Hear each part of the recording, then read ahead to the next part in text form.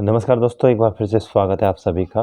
तो जैसे कि आप सभी को पता है कि आज हमारी जो प्रथम हमने सीरीज चलाई थी ये आपकी सेकंड यानी कि जो हमारी भारतीय चित्रकला यानी कि इंडियन आर्ट थी उसके बारे में हमने पूरा आपको ये बताए जो विमला कला से संबंधित है। ठीक है, ये हमने आपको बताए और आज हम इनसे रिलेटिव जो क्वेश्चंस बनते हैं तो कैसे बन रहे हैं, किस प्रकार से हैं, इनके बारे में जानेंगे। तो पहले इस सीरीज़ में हम 50 क्वेश्चंस की बात करेंगे और फिर 50 क्वेश्चंस हम उसके बाद बात करेंगे, यानी कि इसमें 100 क्वेश्चन है आपके। तो 100 क्वेश्चन आपको यहाँ पे देखने को मिल जाएंगे। 100 से ज़्यादा है वैसे, 112 है, तो 50 आज हम बात करते हैं, उसके बाद हम आगे बात करेंगे। चलिए पहला क्वेश्चन देखिए क्या कह रहा है कि कला शब्द का सर्वप्रथम प्रयोग की बात अगर हम करें तो किस वेद में हुआ था, यानी कि हमें यहाँ पर वेद बताना है। ठीक है, तो इसका राइट आंसर हो जाएगा आपका ऋग्वेद, यानी कि जो कला की उत्पत्ति हुई थी किस वेद में हुई थी, ऋग्वेद में हुई थी। और इसके बाद मैंने आपको बताया था भरत मुनि ने इसका क्या किया था, यथार्थवादी प्रयोग किया था। ठीक है, सर्वप्रथम, तो वो आपका नाट्यशास्त्र में देखने को मिलेगा। क्वेश्चन नंबर 2 पूछ रहा है कि कला शब्द की उत्पत्ति किस धातु की बात कर रहा है, कि किस धातु से हुई है, यानी कि कला की उत्पत्ति किस धातु से हुई है, कल धातु से। क्वेश्चन नंबर 3 देखिए, कला किस भाषा का शब्द है, यानी कि कला किस भाषा का शब्द है, तो आपको याद रखना है संस्कृत भाषा का। सारी चीज़ें हमने आपको क्लियर करा रखी है, तो आपको ये अच्छे से समझ में आएगा जो हम आपको बताने की कोशिश कर रहे हैं। ठीक है, और ये सारे जितने भी क्वेश्चन हैं इनसे रिलेटिव ही है जो मैंने आपको पढ़ाया है, तो ध्यान दीजिएगा। क्वेश्चन नंबर 4 देखिए क्या पूछ रहा है, आर्ट शब्द की उत्पत्ति यानी कि किस भाषा में हुई है, हमें यहाँ पे भाषा बताना है। तो आपके आर्ट शब्द यानी कि अंग्रेजी भाषा से इसकी उत्पत्ति हुई है। ठीक है, उसके बाद है आपका क्वेश्चन नंबर 5 देखिए क्या कह रहा है, वेदों की रचना किस भाषा में हुई, यानी कि जो वेद है उनकी रचना आपकी संस्कृत भाषा में हुई है।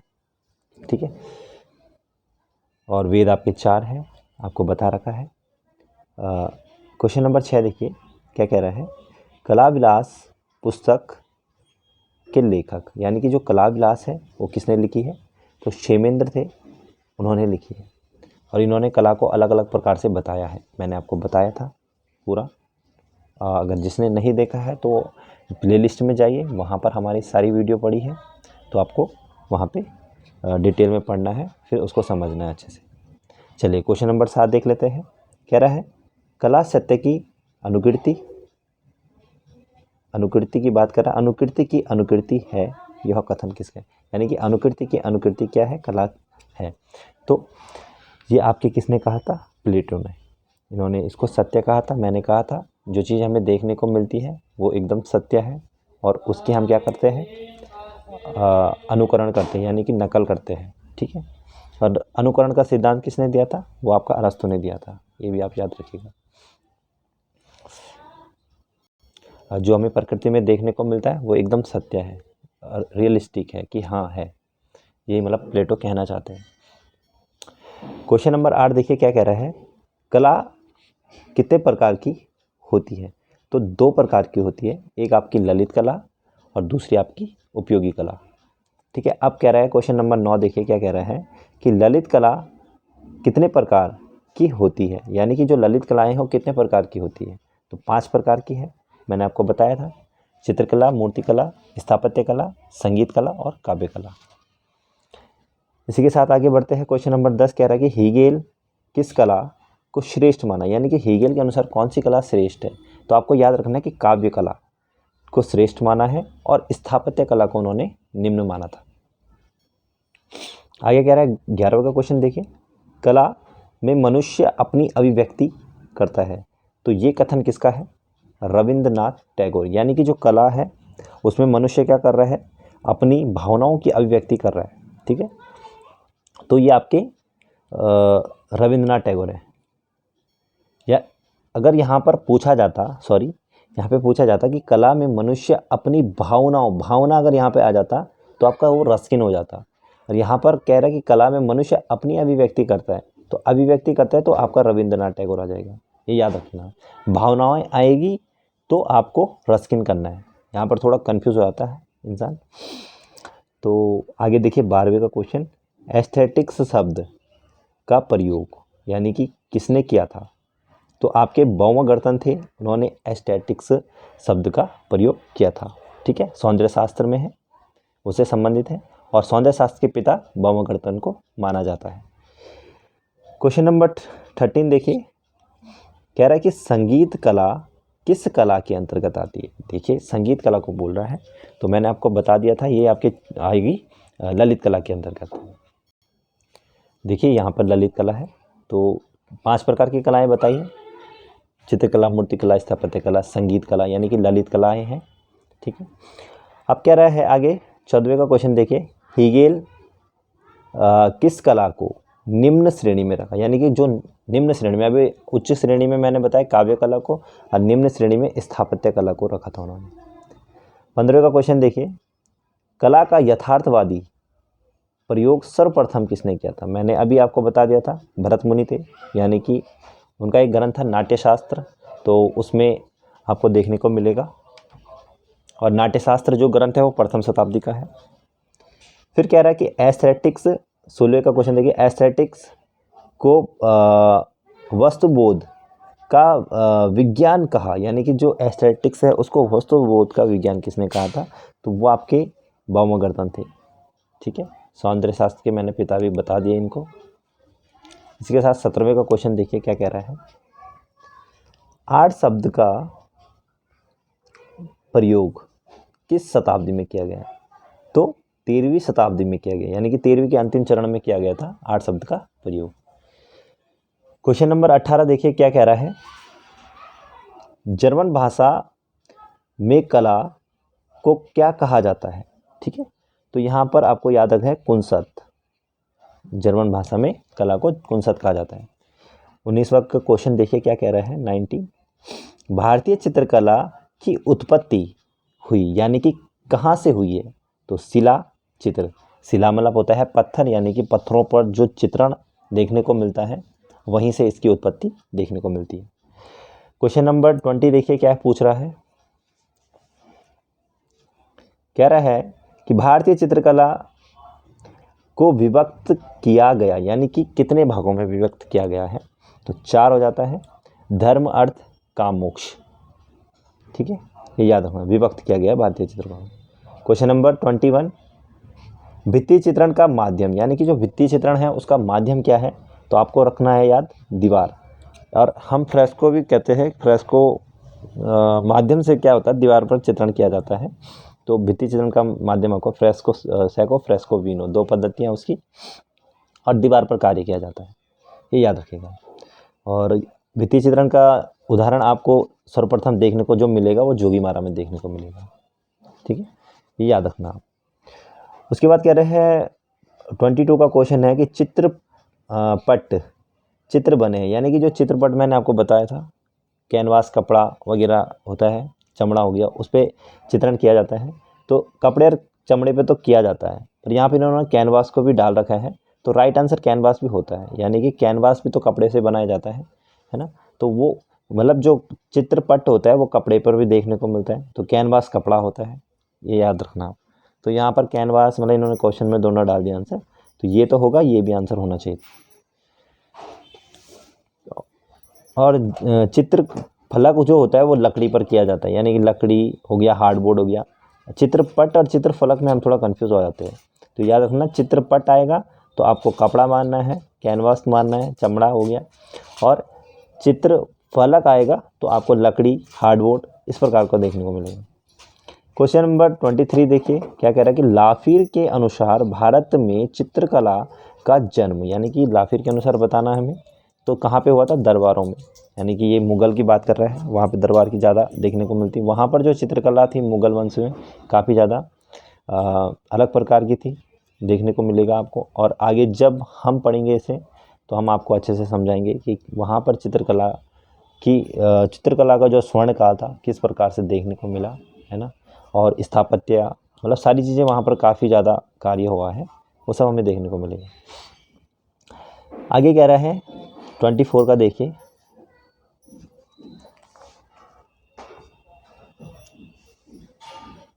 अच्छा 24 है, सॉरी कैमरे में देखा नहीं मैंने, तो मैं बता देता हूँ। ये लाफिर है, मैंने अभी बताया आपको। लाफिर के अनुसार भारत में चित्रकला का जन्म दरबारों में, ये आप याद रखना। इसके साथ थोड़ा मैंने देखा नहीं कैमरे में, 24 का देखिए आप।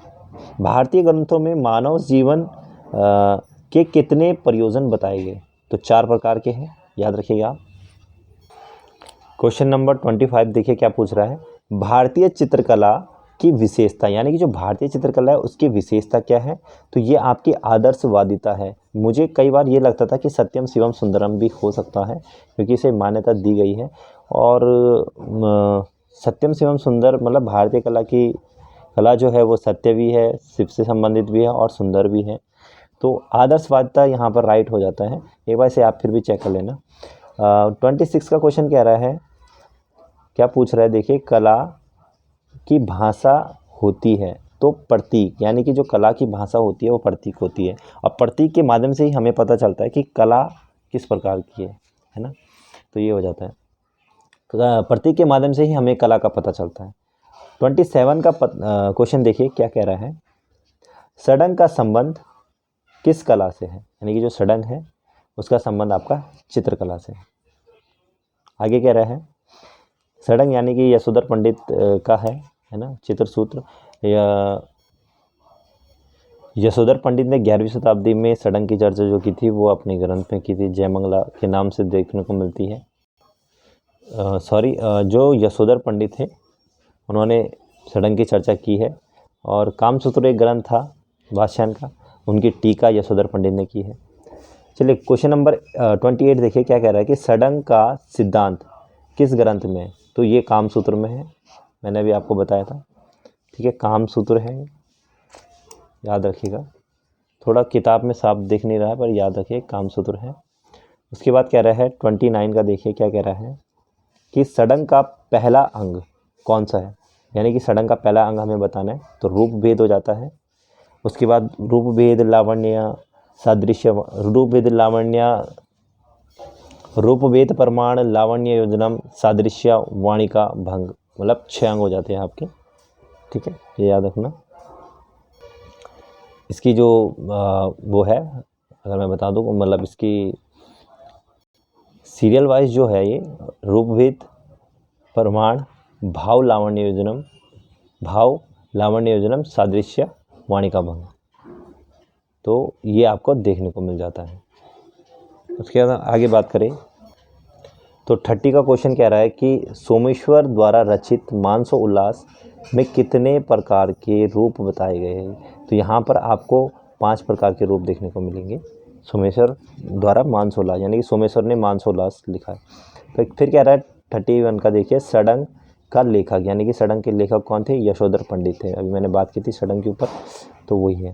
ठीक है, उसके बाद 32 का क्वेश्चन देखिए क्या कह रहा है कि भारतीय शिल्प सडंग पुस्तक के लेखक, यानी कि शिल्प सडंग के पुस्तक के लेखक हमें बताना है, तो वो आपके अविंद्रनाथ टैगोर हो जाते हैं। इसी के साथ हम आगे बढ़े तो 33 का क्वेश्चन में क्या कह रहा है कि भारतीय चित्र सडंग के सूत्रधार। ठीक है, भारतीय चित्र सडंग के सूत्रधार बताना है, तो पंडित यशोधर है। दोनों कंफ्यूजिंग नहीं होना है, यहाँ पे भारतीय सडंग बताना था, शिल्प सडंग, यानी कि यहाँ पे शिल्प सडंग पूछ रहा है और यहाँ पर चित्र सडंग पूछ रहा है। तो शिल्प सडंग आएगा तो अविंद्रनाथ टैगोर, और चित्र सडंग आ जाएगा तो पंडित यशोधर हो जाएंगे। फिर कह रहा है आगे 34 का देखिए, फिलॉसफी ऑफ फाइन आर्ट ग्रंथ के लेखक, यानी कि फिलॉसफी ऑफ फाइन आर्ट किसने लिखी?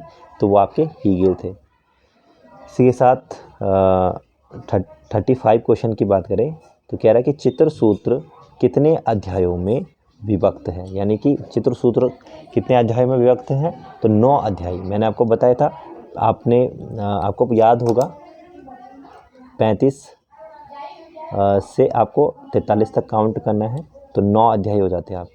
और चित्रसूत्र जो है वो विष्णु धर्मोत्तर पुराण का क्या है?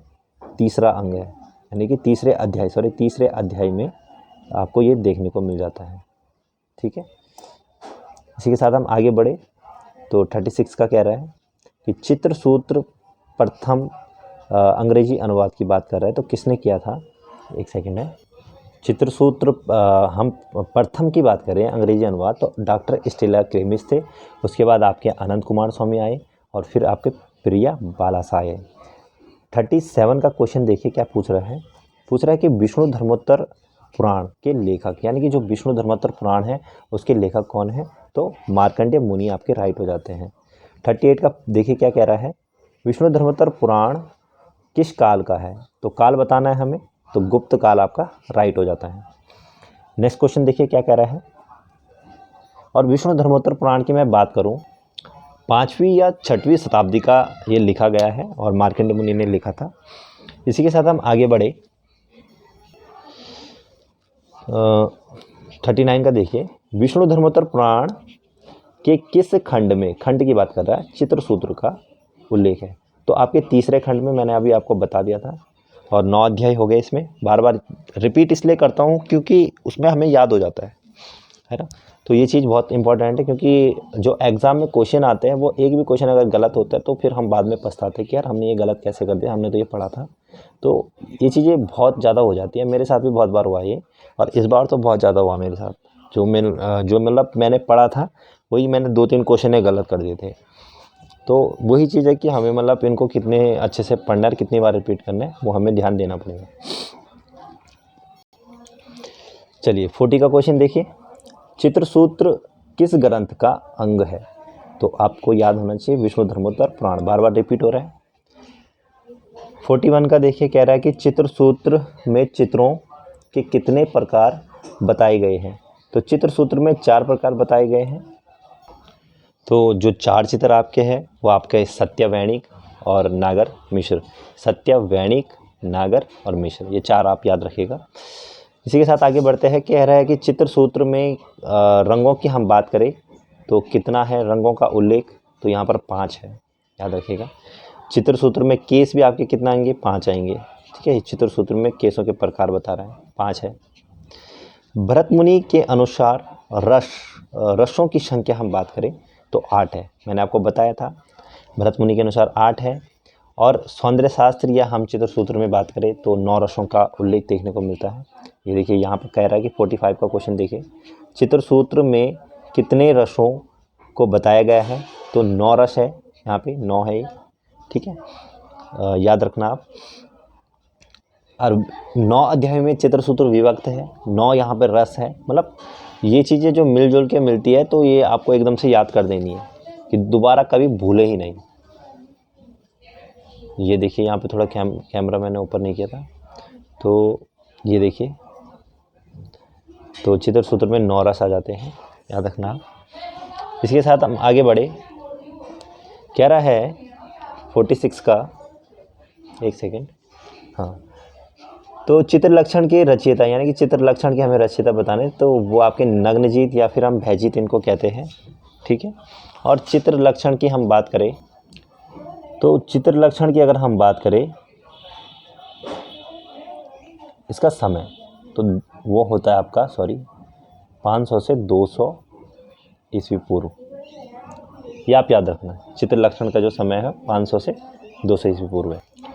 क्वेश्चन नंबर 47 देखिए, 47, तिब्बत से 6वीं शताब्दी में कौन सा ग्रंथ मिला, यानी कि तिब्बत की बात कर रहा है, तिब्बत में 6वीं शताब्दी में कौन सा ग्रंथ मिला, तो चित्र लक्षण था आपका, वो तिब्बत से 6वीं शताब्दी में मिला था। 48 का क्वेश्चन देखिए, चित्र लक्षण ग्रंथ कितने अध्यायों में मिलता है, तो चित्र लक्षण भी आपके 9 अध्याय में मिलता है। देखिए मैंने अभी एक चीज़ बताई आपको, ये ध्यान दीजिएगा कि जो चित्र लक्षण है यानी कि ये आपके 9 अध्याय में है, ठीक है, ये आप याद रखिए, ठीक है, ये आप याद रखिए, 9 अध्याय हो गए।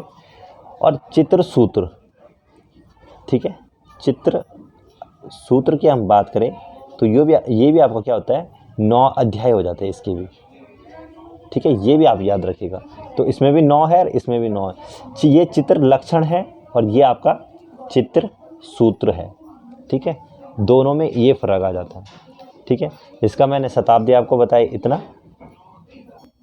और जो आपका चित्र सूत्र है तो वो विष्णु धर्मोत्तर पुराण का क्या है, मैंने बताया था अंग है, ठीक है, अध्याय तीसरे अध्याय में है।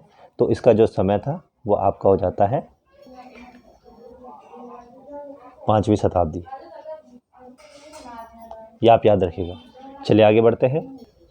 49 का क्वेश्चन देखिए, अभिलाषितार्थ चिंतामणि के लेखक की बात हो रही है, तो सोमेश्वर आपके राइट हो जाते हैं।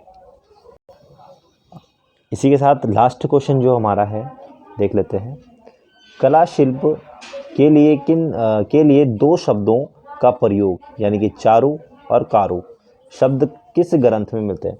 जो कला है उसके लिए शिल्प, कला शिल्प के लिए, यानी कि जो कला शिल्प है, यानी कला कहे हम या शिल्प कहे दोनों एक ही है, के लिए दो शब्दों का प्रयोग किया गया था, चारु और कारु, ठीक है। तो यह किस ग्रंथ में है, तो वो आपका अष्टाध्यायी ग्रंथ में है। अब अष्टाध्यायी की हम बात करें तो इसका जो समय है, इसकी अगर मैं बात करूं